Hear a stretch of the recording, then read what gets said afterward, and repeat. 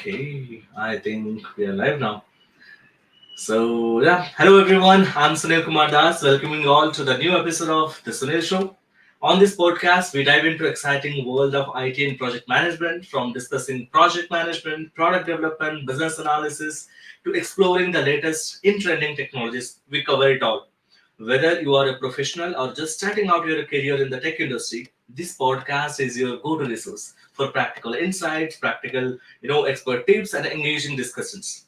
Subscribe us on YouTube and join us on this Sunil show for valuable knowledge, inspiration, and propel your career forward. So today, I'm excited to welcome one of our esteemed guests, Ethan, to the show. So Ethan, it's a great pleasure to have you here. Welcome to the show. Thank you so much, Sunil. It's a pleasure being here. Real honor. Thank you so much. I'm really excited to have you here. And yeah, before we dive into our discussion, so Ethan, could you share something about yourself, your experience, your expertise, and your background, your journey in the world of IT project management? I'm pretty sure, you have a brilliant network here. People know you, but yes, still would like to understand something from you. Sure. Thank you very much. So, yeah, a little bit about myself. I've had a career over 20 years long, over 15 years, and I would say solid project and program management experience. Like a lot of people, I didn't start off with that project manager title. So I had various roles in businesses and started taking on more and more projects. Probably where I got a lot of my foundation technically from was I spent a lot of time in the Boeing company in Washington State in the United States for the 737 programs, our largest program. Worked my way up there on the program side and PMO into senior program manager roles, and then my family, we decided to move to Tennessee in the United States. Last several years, I have managed a couple of enterprise PMOs as well. So PMO, of course, the project management or program management offices. So real excited to be here today and share some of my experience and knowledge for everyone. That's brilliant. So today we'll deep dive into PMO exactly, but before that, something very basic stuff. What exactly project management is all about, according to you? Yeah. So to me, project management is all about bringing about some sort of change. You're always trying to change something, and the difference between a project and a task is simply both. You have a statement of work, but a project is going to be time bound, and also I think the difference is you're working with a group of people versus just something I'm doing myself. So that to me is what projects are about, and then project management, right, is trying to get that through successfully, bring about some change. So yeah, I love what we do. And one of my passions around, I just want to add, around project and program management is it's really an amazing opportunity for people, from the project leaders to the project teams and everyone, to make some sort of positive change. So it's not just any change, right? But it's just you're helping people all throughout the organizations, externally. The impact, it can be really widespread, and I think we'll talk about that a little bit today in more detail. Yeah. So before getting into the PMO discussions, now again, somebody who is working as a project manager and recently jumped into senior project management role, now to move into PMO leadership role, what skill set do we need, and how, being a project manager, I can prepare myself to get into that position and to set up a PMO from the scratch. So, what soft skills do we need? What technical skills do we need? What sort of documentation or other set of technical skills I must possess to get into that level? Yeah, that's a great question. So first off, I'll go into a little bit of both, the technical and the soft skills. I would say something that I talk about over and over again is, I would say about 70% of what really makes project managers successful depends on those soft or people power skills. Um, so you can have, be the complete expert in technical skills, but if you don't have those, if you're not really good in those soft skills, I mean, that's the difference between good and great project managers, in my opinion. As far as the technical skills, really, what I suggest people do if they're trying to upskill in different areas is, look at the PMI's PMBOK. book. It goes through all the different domains of project management. So you have like stakeholder management, change management, scope management, risk management, all these different areas. And so those are all the technical skills, right? Do you know how to control the scope on a project? Do you know how to manage those risks? Do you know how to control and manage the budgets and schedules and all that stuff? So if people are looking to upskill, I mean, there's all sorts of courses online, there's books, there's certifications. Even if you have zero project management experience, which I would argue probably most people have a little bit more than zero, because even without that title, again, if you think about it, you're probably managing projects in your daily life, maybe volunteer work, or even in your daily job that you have. But you can always look at entry-level certifications as well, like PMI's CAPM. You don't need any experience for that, but you can get a little bit of technical knowledge in that, and then continuing education with the PDUs that they require. As far as soft skills, power skills, part of that I think is honestly just the experience you get working with other people. I've certainly learned a lot throughout the years of what's effective approaches, what's not. But there's a whole lot of leadership books out there. It doesn't have to cost you a whole lot. There's lists that I've shared on LinkedIn and others have shared. You can do Google searches, and there's leadership seminars you can take. I also got a lot of that in some of my studies, like when I did my MBA studies. There were all sorts of leadership courses that I took as far as like learning different styles and approaches. One of the approaches I use the most that has been very effective, it's pretty big out there, is the servant leadership approach. So that's where you are looking to help others. So that's an approach I use a lot in my career as being successful. And then Emotional Intelligence 2.0 is another really good book. So that talks about that emotional quotient, the 4 different areas that make that up to help you, relate and have better relationships with others. So, if you can get all those together, if you can really practice your leadership, relationship building skills, your communication, that's a huge part of, your success as a project manager, as well as your ability to sell ideas as well, because that's a lot of what we do. We were trying to figure out how do we motivate teams that are often very diverse, that don't report to you directly, right? You have to find a way to bring them all together and work, play nice in the sandbox, as they say, and motivate and keep them going. So that's what I'm saying, get those technical, that technical foundation, but really, really practicing and reading up and working on those power skills, those soft skills are really going to help make the difference between you being good and being great. That's great input here. Ita, now to understand about PMO, but before understanding or diving into PMO, the one thing that we need to understand is the organizational structure. So there are different organizational structure or the hierarchical styles. So how would you define those? Could you tell something to us about the organizational structures, and from there we'll dive into the PMO one. I'm sorry. So you want me to talk about what about the organization structure? Just want to get some clarity on that. Like, let's say we have functional mode, we have matrix organizations, the different hierarchy that we have, right? So what sort of organizational structures we have, or the different type of organizational structures? Yeah. So I would say, I mean, those are the 2 most common ones. You got hierarchy or matrix organizations. PMO can work great in either one. Hierarchy, right? It's where you've got kind of that chain from the very top, going all the way down. One person reports to another, who reports to another. And matrix organizations are really where it's like, each person kind of somewhat reports or works directly with all these other different teams and leaders. So yes, they may technically have a direct manager, but in essence, they have many teams and managers that they're working with. So yeah, PMOs can be very successful with either type of structure. Those are the 2 main ones that I have seen in my career. That's awesome. So now, what exactly the PMO, Project Management Office, stands for? What is the responsibility, and why it is important to have in an organization? Right. So that's a great question. PMO can stand for several different things. Most commonly, it's probably the Project Management Office, although many companies call it the Program Management Office. Program, right, is just a little bit maybe higher level of project thinking. So you got the hierarchy of projects, and then a group of them make a program, a group of those can make a portfolio. So PMO can even stand for Portfolio Management Office. They go by all different names, though, even besides PMO. They're all the same thing. So you can have a project management center of excellence. You could have a change management office. You could have a value management office, because that's something key, we can talk about, is that's what makes PMOs very successful. It's the value that they're driving towards organizations.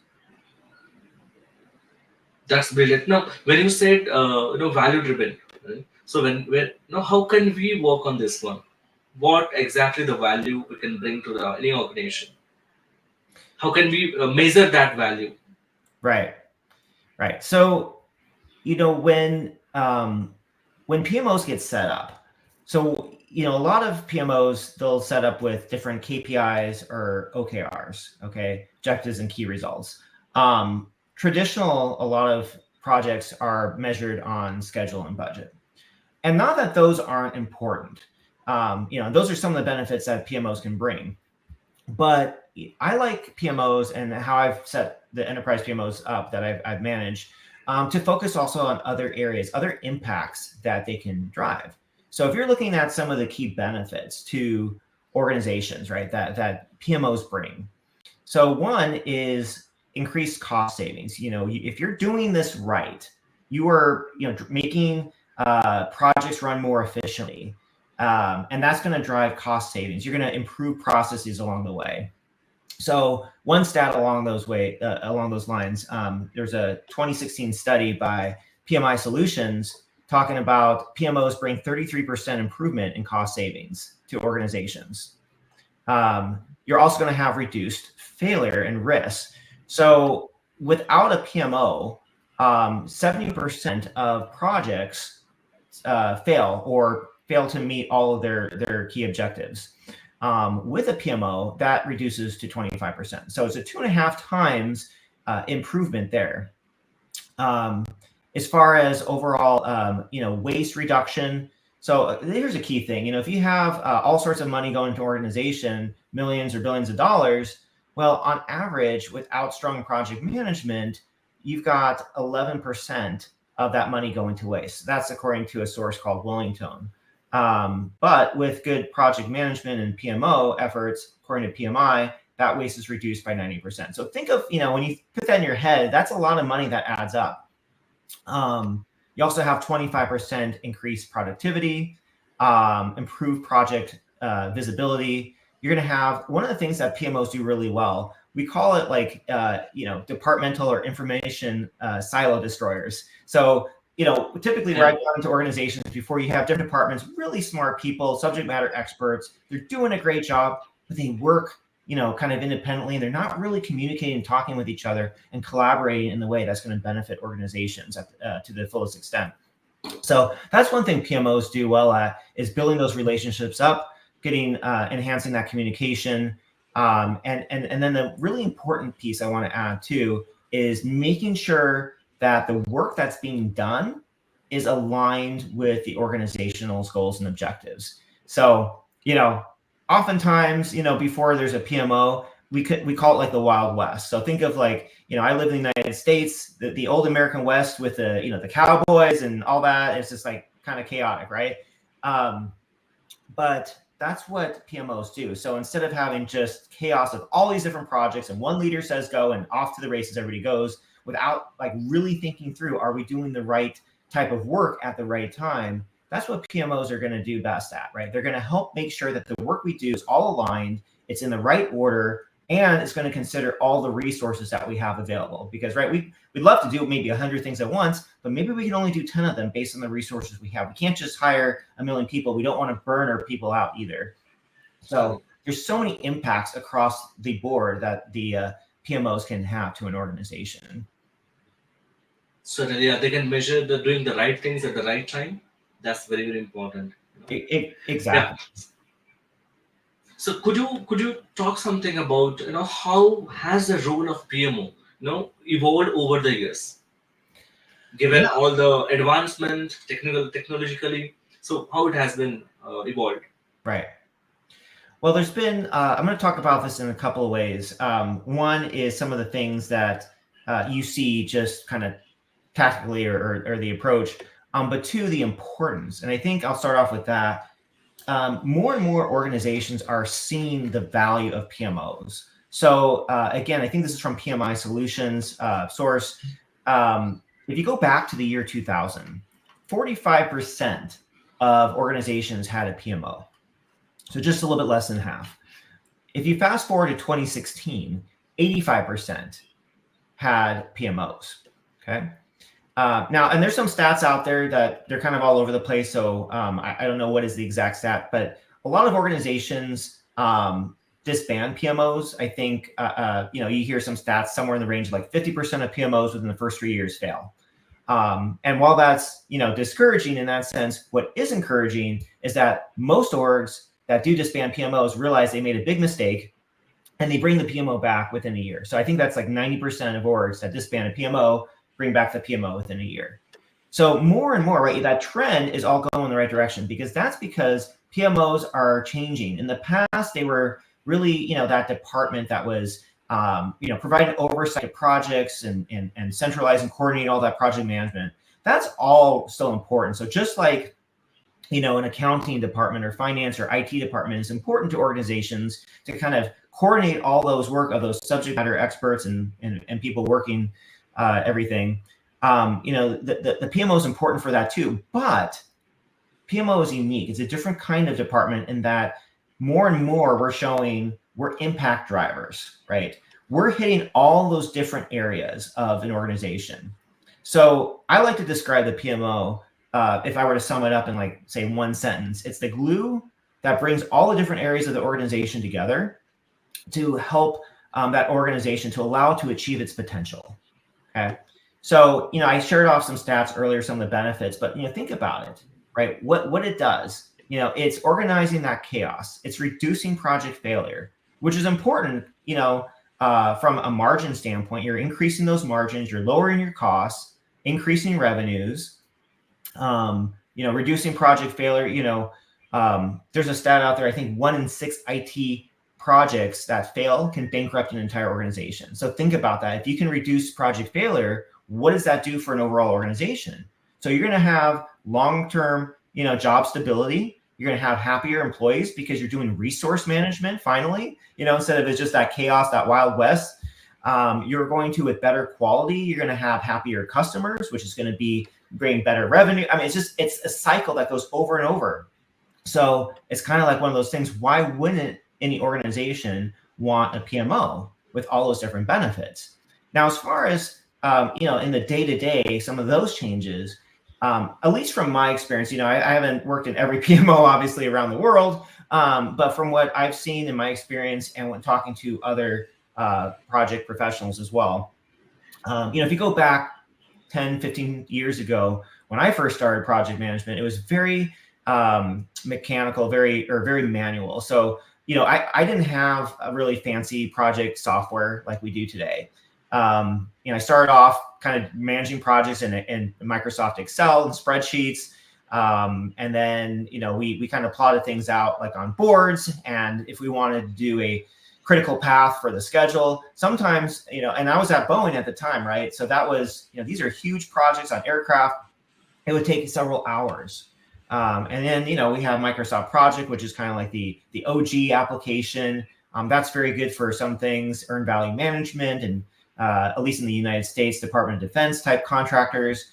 But it's kind of also a little clunky. So what happened, I mean, it's a little harder for people to use. So what's happened over the last like 10, 15 years is you had all these new applications that have come to light. I did a series last summer, I believe, on I think it was like the top 15 project management applications out there. A lot of these are all cloud-based. Most of them are or have options to be. They're a lot easier to use. It's one of those things you click here, 2 seconds later, you see that critical path, hours saved. You can see resource management views. You can track everything from your risks and your budgets and, create those dashboards to create visibility, which makes it easy for everybody in the company, from your project teams to your top leaders, to see just how those projects are doing. and we can make good decisions based off of that.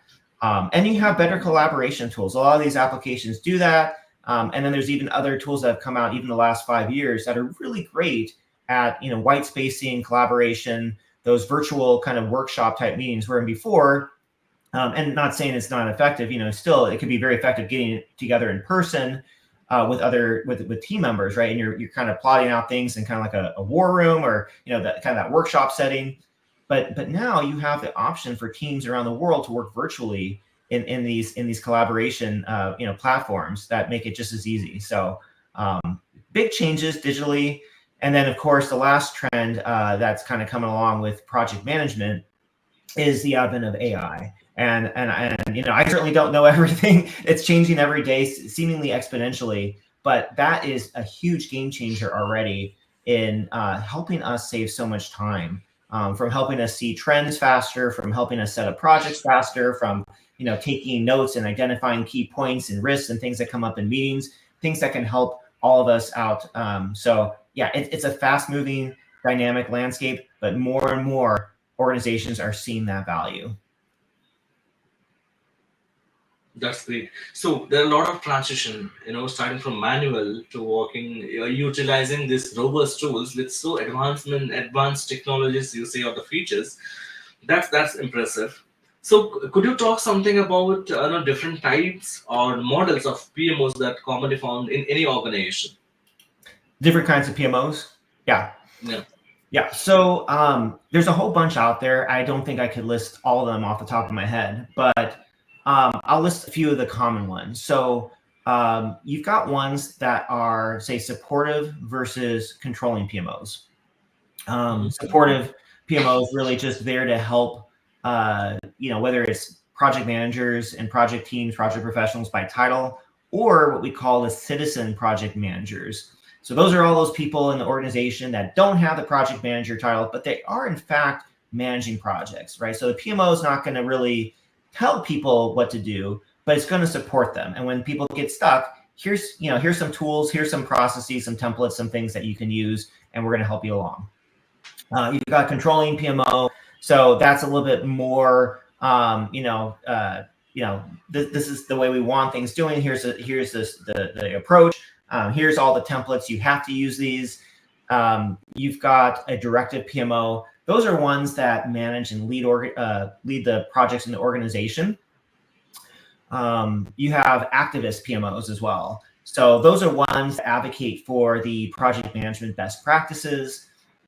You've got, delivery PMOs. Those are focused on, the deliverables with the products, and compliance PMOs. So that's a little bit more into like legal, regulatory, helping make sure that the organization is really staying on track, not missing anything on the compliance side.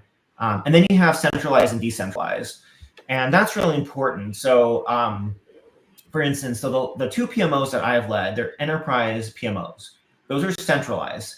So that's kind of bringing the whole organization together. It works with all the different departments. Decentralized PMOs, those are ones that I think of like departmental partners. So that's where you'll see like a marketing PMO, you'll see an IT PMO, and so forth. So different ones. And then oftentimes where you see that in large organizations, you'll have those decentralized PMOs, and then they're linked by that centralized, that enterprise PMO at the top level. If it's a smaller company or a medium-sized company, you may not have those. You might just be the one PMO. So that's kind of the difference. One other thing I'll add too, PMOs don't have to just fit into one of those boxes. So the PMOs that I have led, actually, you could check a lot of those boxes, and that's okay. So for instance, the PMOs, that I set up, we did a lot of training and support for the organization, because kind of like the rising tide lifts all the boats, right?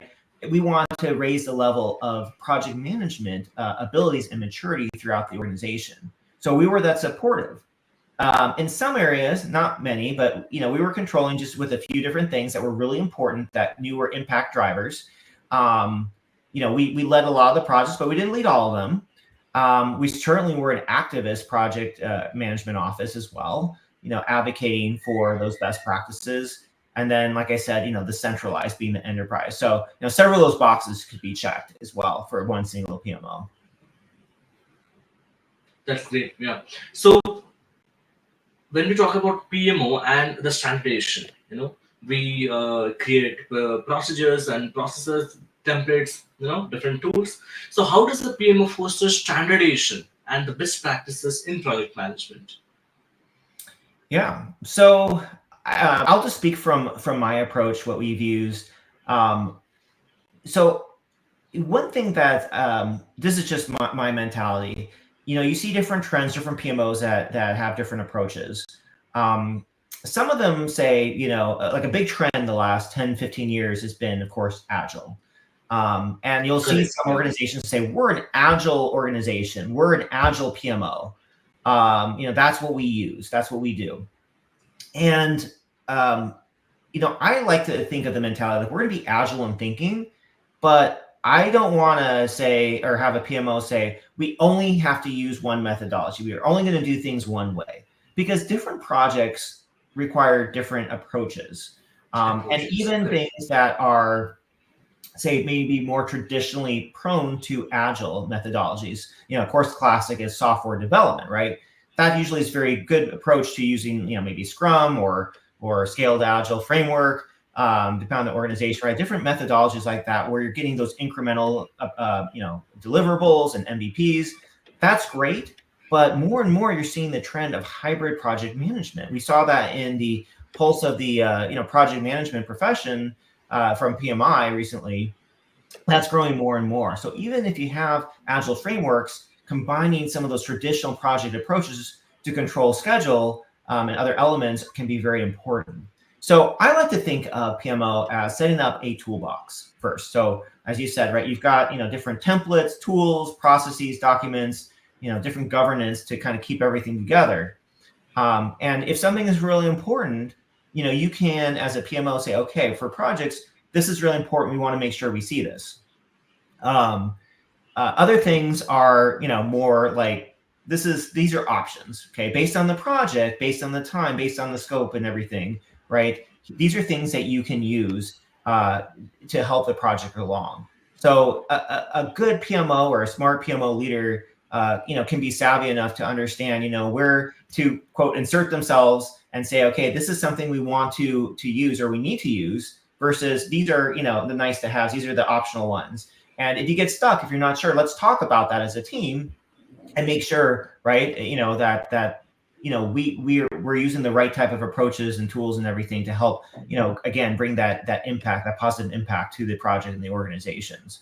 So the other way you bring people along too, because it's not just telling people what to do. You can't. Again, it goes back to that servant leadership approach.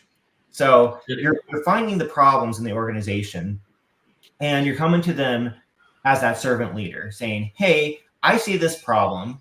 I see the impact it has on you.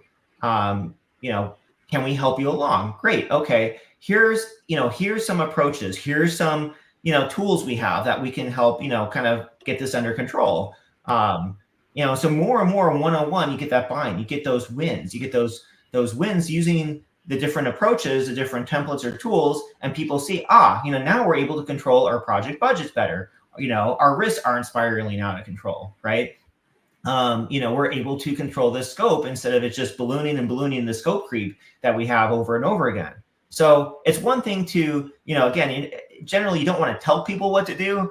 I think it's much more effective to identify that problem, maybe suggest some solutions, let people, select those, and then you prove the value of those. And if they don't work effectively for that, that's great. Let's try something else, But over and over again, you're going to get those wins. And that's how more and more people seek out the PMO and get the support. Be like, yes, we see the value in following these best practices. That's fantastic. Now you said PMO leader.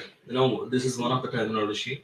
So when we talk about PMO leader, what are the different roles and responsibilities of a PMO leader in any project management organization? Yeah, so that's a great question. So what I would say is, okay, so first off, a PMO leader needs to set the tone obviously for the department. Okay. So each PMO leader is going to bring a little bit different approach, but I think the cultural piece, right, for any leader, that's really important. People perform at their best and they stay at organizations with healthy work culture. I've had employees that have worked for me before, and they've said, "Gosh, I could have. I've had people approach me. I could have gone and made an extra 30% more a salary, but I stay here because I love the teams, I love the leadership, I love the culture, I love what we're doing, right? So, and if people are happy, they're going to be more productive. They're going to stay. Your organization is going to do better. So that's one thing, is creating a culture. Two, really understanding the business and talking with, especially at the enterprise PMO level, creating those strong relationships with other departmental leaders. So as I've been an enterprise PMO director before, that was one of my, especially when I first started in that role, but even continuing to have those good relationships. Again, showing them that, hey, you've got all these goals and objectives for yourself, for your organization, for your department. Here's how here's how I can help you. Okay. And you're working with them as strategic, good business partners. So that's really important, to be able to have those established relationships, being able to ensure that when you understand that high level view, right, then you can flow that down through the PMO, and they can use that working also with their project teams, helping, again, bringing those teams together, helping them understand, what does that 30,000 foot view look like? What's in it for us? What are we all working for? Okay. It's real important also for the PMO leader to provide the visibility of the projects and the portfolios and programs, all that data up, at least the relevant data for top leaders to make the right decisions for the organization. And as part of that, it's important for PMO leaders to try to get that seat at the table. Okay, regardless of the title. That's why you build those relationships, and you're helping to bring information that help other senior leaders in making those right decisions. And then kind of the piece I talked about before around the project prioritization, right? You have that Wild West without a PMO, right? But we're going to make things more controlled. We're going to be deliberate and thoughtful about how we are going to manage projects, and making sure that the efforts we do right now, have the immediacy, have the urgency, and they are clearly aligned with the organizational goals and objectives. Anything that isn't, right, we need to ask ourselves, be honest with ourselves, why are we doing this? Or do we need to do it now? Can it be pushed out till next year, for instance?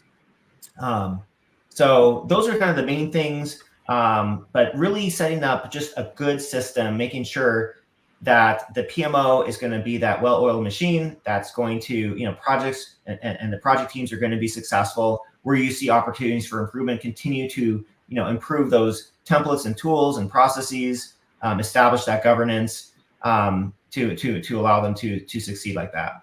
So lots of different roles, certainly for the PMO leader. It's very dynamic. No 2 days, in my experience, have been the same.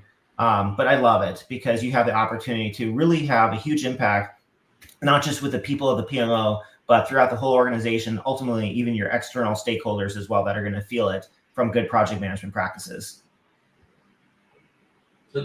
Those are very insightful. So when we are moving from kind of a startup environment to working like under a PMO structure or very professional way, we as a project manager, we learn a lot. We try to adopt those skills, those steps, and those everything. So that's how we evolve as well as in our career. So first thing, so when we set up a project, we as a project manager, we starting from the initiation, we do a lot of call setup with the stakeholders, our sponsors. We work on a lot of documentation, try to gather the requirements. However, similar to that, while setting up a PMO from the scratch, what are the different steps involved here?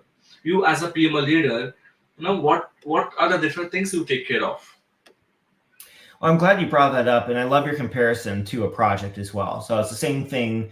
You really have to be thoughtful before you dive into a PMO. Same thing with a project, right? You can't just, this is where organizations fail, right? When they dive into projects and they don't do that planning up front. It's like building that house without a foundation. You're going to be faster, at least up front, but then you're going to have all these issues along the way, and that house is going to, it's going to be more expensive, to take longer. So same thing with PMO.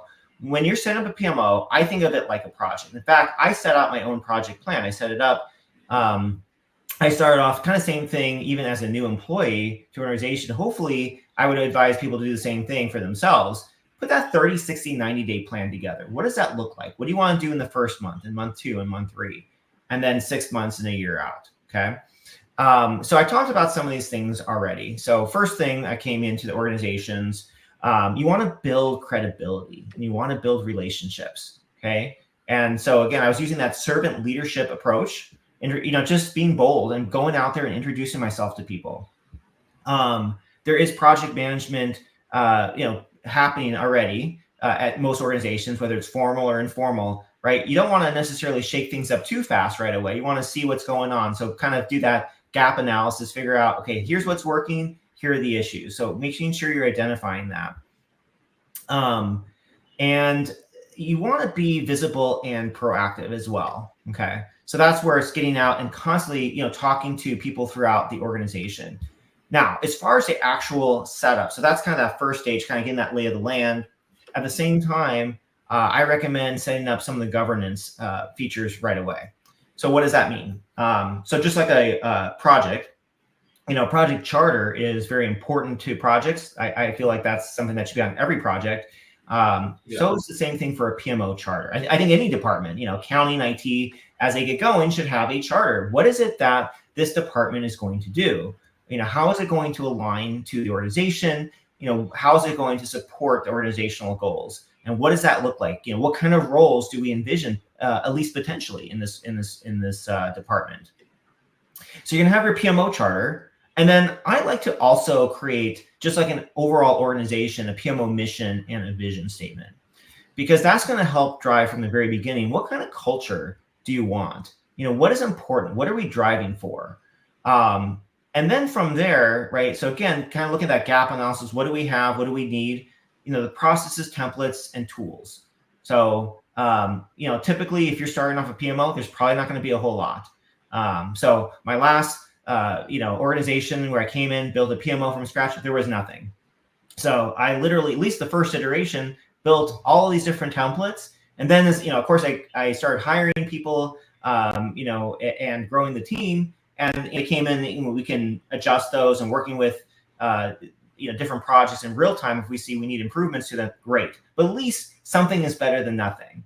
So you're creating that toolbox that, when I first started, you start off as a PMO leader building this, and I was managing some projects and building this at the same time. And then other people, right, are using these as project leaders. So it's that toolbox that I can pick and choose and have everything. So it's all ready to go. But yeah, really understanding the whole organization. PM application, we talked about that briefly. So you want that in your plan as well. Are they using a PM application? Probably not. Or if they aren't probably using it as well as they can. Just because maybe you use a PM application well at your last org, it doesn't necessarily mean it's the best application for your current organization, right? So I think that's really important for a PMO leader that's setting up a PMO to really look at several options and look at kind of the pros and cons of what's going to really meet the needs of the organization the best. Looking at how you're going to communicate. So, whether it's, through the PM application, you can have things like SharePoint or Teams if you're Microsoft House or Google, different ways to kind of keep teams together. And then you're also wanting to make sure, again, it's putting on that sales cap for yourself.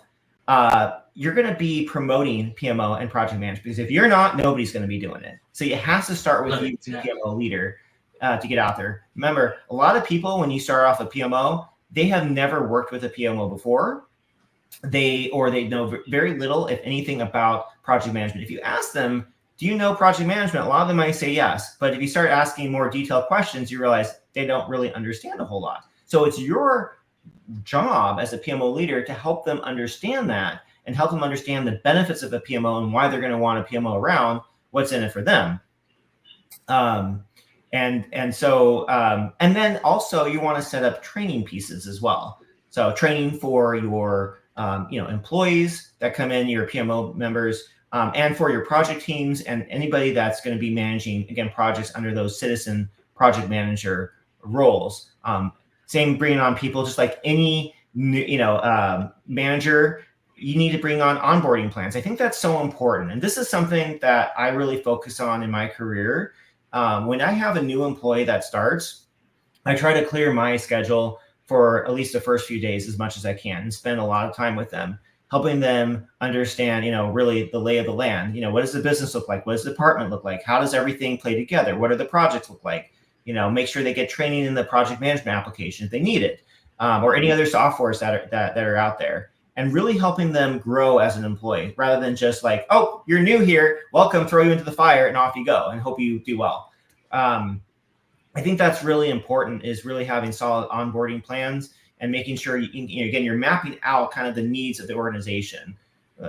There's lots of different roles that PMOs need as well. So that's kind of in that chart. You can kind of think about that. But as you're thinking about this, and you don't want to bring on, ideally, all these people all at once. So what does the timing look like, year one, year two, or quarter by quarter?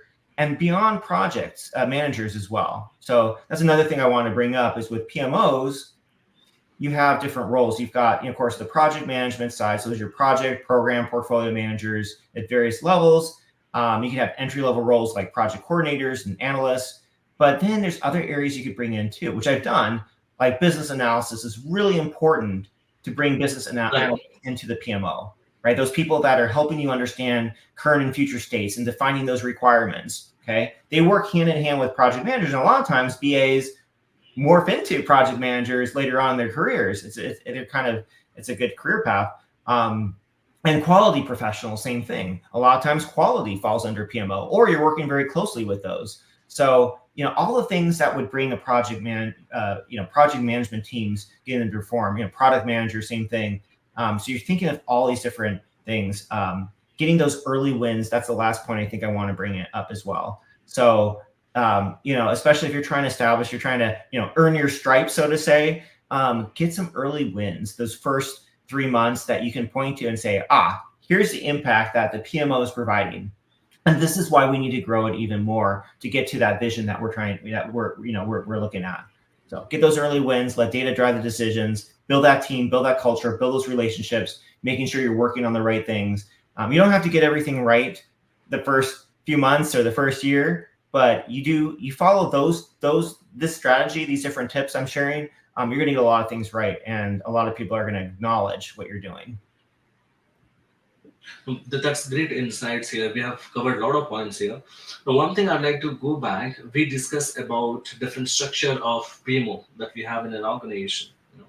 So the way, whenever we are working on any project, we identify what sort of project is this, and for this nature of project or the uniqueness that we have, what sort of project approach would be beneficial, or we can utilize. What approach we need to follow. That's one thing always we go and identify. Similarly, for setting up this PMO, right? We have different kind of organizations, different type of PMO structure. How do we determine that which type of PMO is beneficial for this organization? How do we come to that conclusion? What sort of homework we do for that? Yeah, I think different organizations, like I said, right? Just because something worked before where you were, it doesn't mean it's going to necessarily work the best where you are today. Correct. Yeah. So I've worked for organizations we've had where PMO is very directive, very controlling, and people like that, and that works really well, right? They like that structure. They like, it's like, we want to know what's step one, what's step two, what are all the different things we have to follow. And then on the other hand, I've seen organizations where more of that supportive role, right? We don't tell us what to do, but when we need help, we want to be able to come to you and seek your guidance on that. And so I think if you're trying to figure out what kind of PMO structure you want, going back to those different kinds of PMOs, assessing the culture of the organization is really important. Are they ready for certain kinds of PMO? If not, start off here. Even if ideally you want to get from here to there, start off slow and easy. You can't you can't build the pyramids in one day, right? The Egyptian pyramids, as they say, or Rome wasn't built in one day, right? You got to start off small and kind of make sure you're adapting. And the way the PMO is today is not necessarily how it's going to be a year or 5 years from now, and that's okay. I would say definitely cultural, awareness, and then look at the way, like, what are the services and the products that you are offering that your company or your organization does? Because you may not need as big of, say, a QA function at one organization as another. So, for instance, I mentioned I worked at Boeing for a number of years, right? You've got millions of parts that go onto aircraft. You've got thousands and thousands of jobs for every single aircraft and project that's being put out. So quality is a big deal, right? Because if you don't have the quality, things can happen, right? And things become unsafe. So, same thing, are you an organization that produces products, right? Then you might need product managers. If not, right, are you producing software development?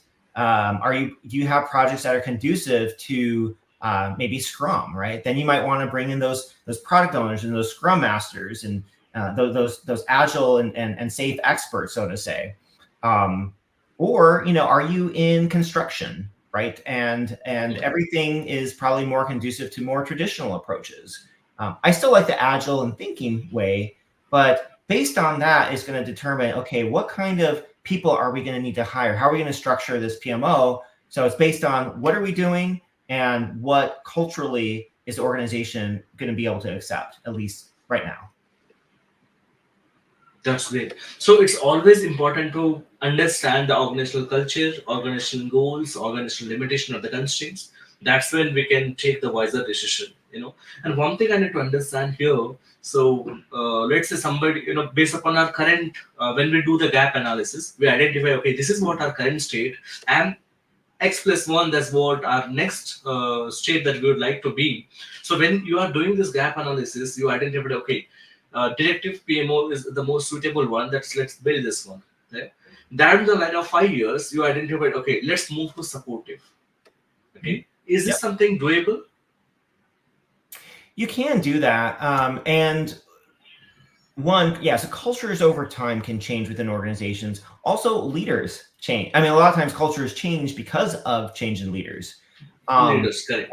Sometimes as a PMO leader, you're not going to be the top leader, obviously, of an organization. So if you have direction from above you saying, hey, we want a PMO set up and we want it to be directive, or we don't want it directive, we want it supportive, right? Then you're probably going to follow that. Now, maybe if it doesn't seem like you do your analysis and it's like, hey, this is going to set us up for failure. You're kind of, what you're asking for, like, here's some concerns. Like, feel free to bring that up for sure.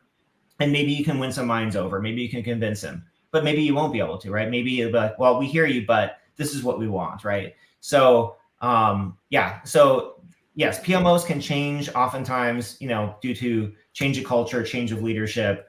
But change is hard. And that's why PMOs also are change management leaders. That, some of the offices are called change management offices. And if you're not considering cultural impact and change, cultural resistance, every project, every effort has some change, and it could be the best idea in the world. And guess what? Some people just don't like change. They're just not going to like it. So it's the same thing, right? If you're going to change a PMO up, a lot of people at least some people are not going to like it. You have to get ahead of that. You have to, think about the change management. There's lots of models out there. You guys, people, I'm sure you're aware of, ADCAR, 8-step model, all these different models. I don't care what you use, just think about it and try to get ahead of it. Think of some different steps. And then, and then you can kind of create your mitigation plans and how you're going to go approaching this, maybe like phase approach, just like you would with different projects, right? You're probably not going to, go from one end to another just overnight, right? Maybe we want to test it out. Maybe we want to have a pilot, maybe in the different phases that we're going to do different things. We're going to introduce different changes, at different times. People seem to usually take better to that. Correct. Yeah. So often, when we have a PMO, let's say, irrespective of this types, how does PMO support a project manager? One, in terms of their roles and responsibilities of the performing day-to-day R&R. Second, in the career growth. I'm sorry, what was the second one? Their The career growth. their career growth. Yes. Okay. So yeah, first I would say, how do they support the team? I mean, similar to any departments. If you've got, say, a CFO that's in charge of a finance department, or a CIO in charge of an IT, right? You have to have advocates for you at the very top, helping to protect you. So one of the things, and even as a leader, one of the things I've told my team is, like, one of my first responsibility is to support my team. And one of my duties is to get in front of that proverbial bus as well. Like, when things start coming at them, to try to help protect them and help support them. I often tell people that, in fact, I think the most important meeting you could have as a leader is your one-on-ones with your people. So that's one way, right? You're supporting your people in that way. A PMO success, certainly you need the right talent, the right roles, and all that. But most of the success, in my opinion, for PMOs depends on two things, about half. Half of it is based on what the PMO leader does, and half of it is on the support that the PMO gets from above. If you don't have one of both, or both of those, if one of them is missing, good luck. Just same thing for any other department. So one, it's providing that structure, that guidance for the PMO employees. It's providing that support for them. But then, as a growth part of it, PMOs can be very proactive. And this is one of the things I actually have told the teams I work with. Okay, let's figure out your development plans. Okay, and if you don't have, for instance, certifications, maybe you might prefer that, maybe you might require as a PMO, maybe not. But these are things to consider. And if you want to go after the certifications or advanced education, you want to get a degree, right? We're going to partner. We're going to help you with that. If there's training pieces that maybe you're bringing in a junior BA or a junior project manager, and they need a little bit extra, technical training, right? Find those opportunities, whether you create it internally or externally, they can go somewhere with that. And then helping people also with those soft skills, helping people. So you're finding those opportunities as a PMO leader, to where people, again, can go from good to great and better. One thing that I use with different team members before is, when I'm having conversations and maybe they're expressing some trepidation on an upcoming project, or some conversation they're going to have with somebody, right? Or there's some issue that comes up and they don't know how to handle that. Okay, well, one thing I offer is, hey, would you like to go through this and talk through this together? Do you want to role play this? Right? Let's talk through the options. Let's role play it. I'll be that difficult stakeholder or whatever. I'll be and you, let's figure out what you're going to say. And let's go through it once. And if it's not great, that's fine. This is a safe zone. Let's go through it again. And and then that way you go into that meeting, you're going to be able to handle yourself with confidence. So it's helping people grow, the soft skills, the technical skills, their abilities. Because when people come into a PMO, right, whatever level they are, my expectation would never be, oh, you're going to be a junior project manager or a project coordinator your whole life. Hopefully, you're going to want to grow. They're going to want to try different types of projects. Maybe some of them want to become PMO leaders or executive leaders someday. Maybe they want to be a CEO someday. I don't know. Whatever there is, I don't want to get in the way of their growth, but I want to support them in that growth. So, Correct. Yeah. yeah. That's simple. And one other thing I really love is playing the role, different roles. So that would really create a safe zone to practice and put whatever you learn into practice. And that's definitely amazing thing for any team members, that the brilliant support you as a leader you can offer to the team members. That's the brilliant one. Thank you. Okay, I think we are approaching to the time now. So before we conclude, so what suggestion or the tips, or I would limit it to 4 different tips you would like to give to any project managers, those who are about to transition their career to PM leader or getting into the PMO part. Okay, so four tips I can share for people getting into PMO. We can make it 5. Okay. First, I would say, um, you know, imposter syndrome affects everybody. I've had it before. I think everybody that's in a new role, a new company, a new industry, that's normal.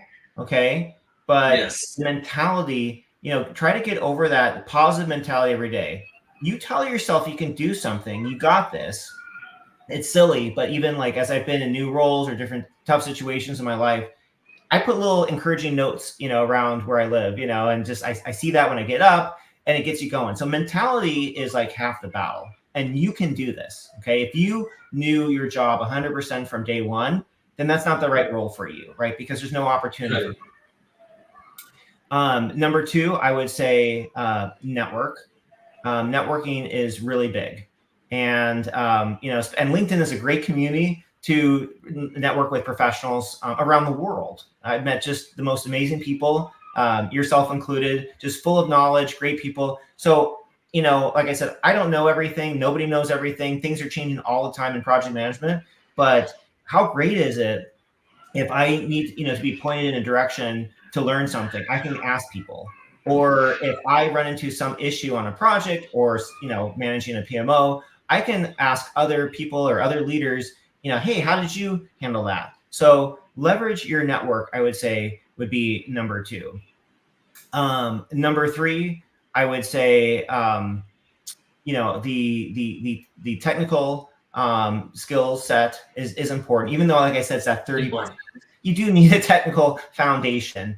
And for people that are trying to get in, again, there's the certifications. CAPM is probably one of the best for entry level.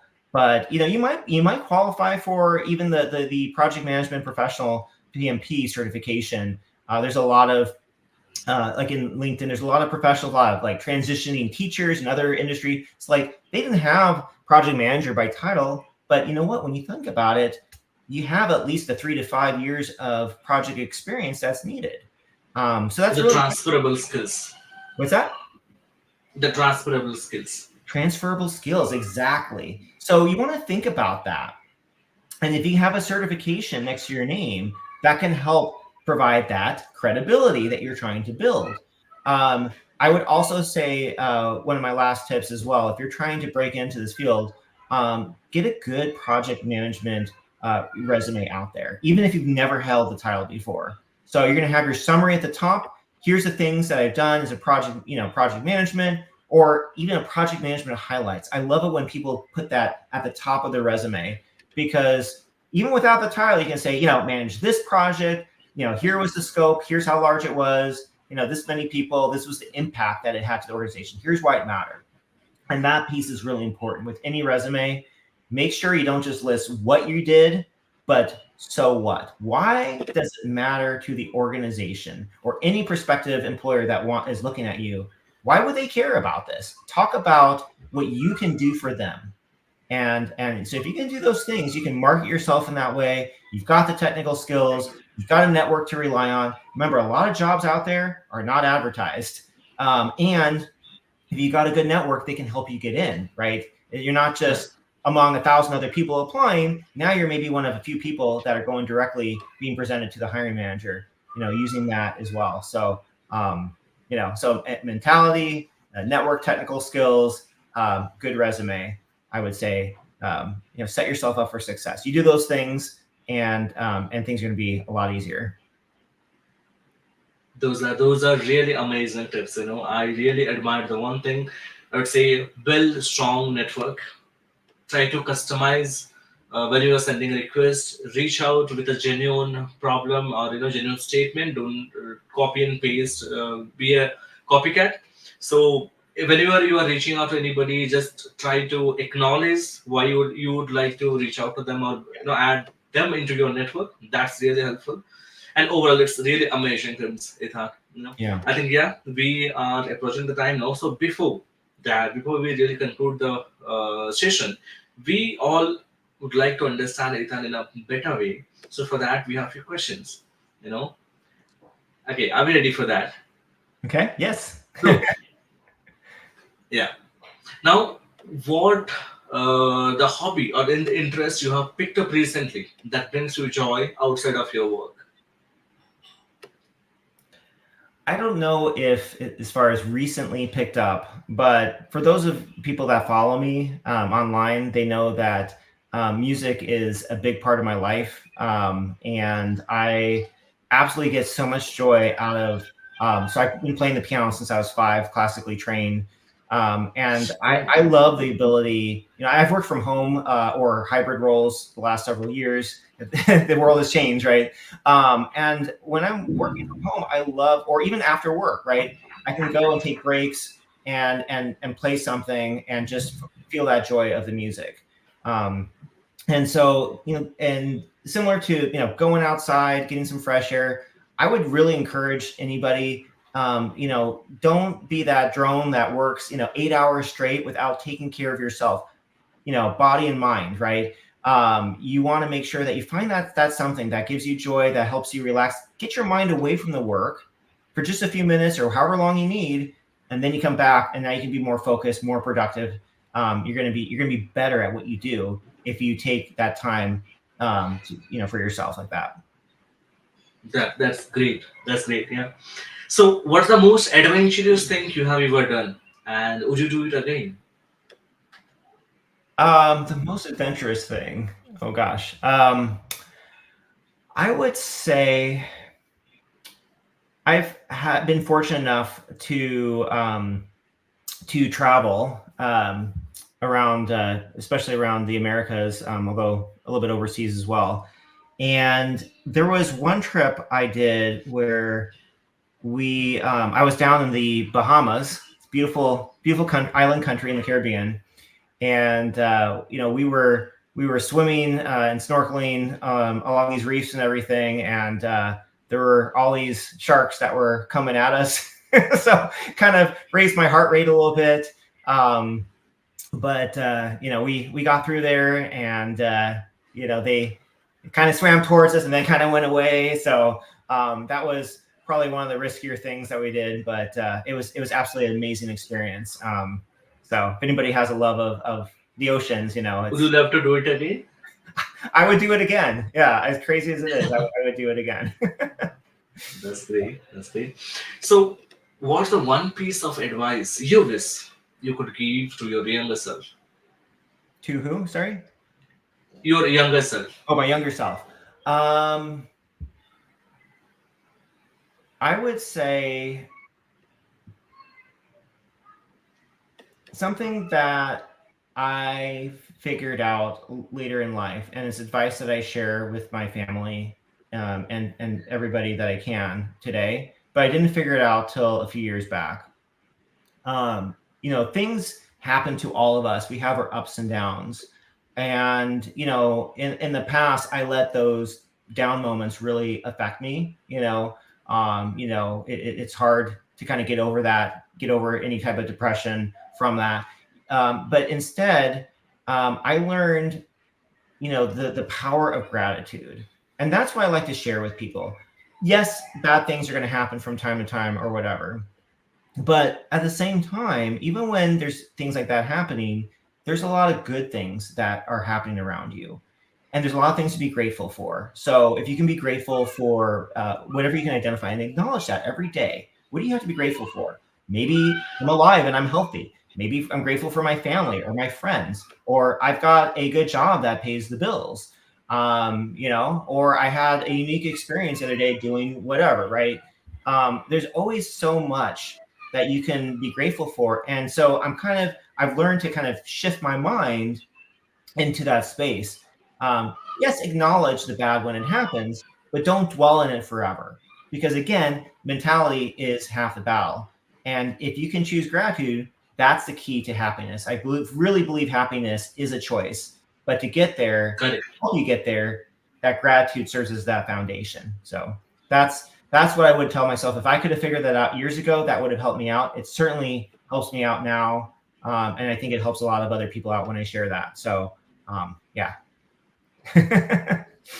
That's the brilliant tip. Being a human, we must be humble. We must take this as a quality that we always gratitude, you know, and very humble ground to earth. That's when we we'll be able to realize our own potential that we have within ourselves. And very important thing is, as you mentioned, never dwell into the things which happened the past or the negative things. It happens. Mhm. Just come out of those things, and you will see a happier world. It's just waiting for you. That's Absolutely. really great. Yeah. Yeah, we're often our Okay. worst critics. The things we sometimes say to ourselves, we would never say to anybody else. So yeah, be kind to yourself. And gratitude. Yeah. Yeah. So Be absolutely. kind to yourself. Correct. Okay, I think we 5 minutes over now, yeah, but yeah, it was really a fruitful and enriching discussion. So, thank you so much, Ethan, for your time today, and we really discussed something great. And those who are watching there, thank you so much for your time, and certainly we'll meet with a new episode next week again with a new guest. Thanks, Ethan. Thanks everyone for your time. Have a good Thank rest of the you. day. Happy weekend. Thank you, everyone. Thank you, Sunil.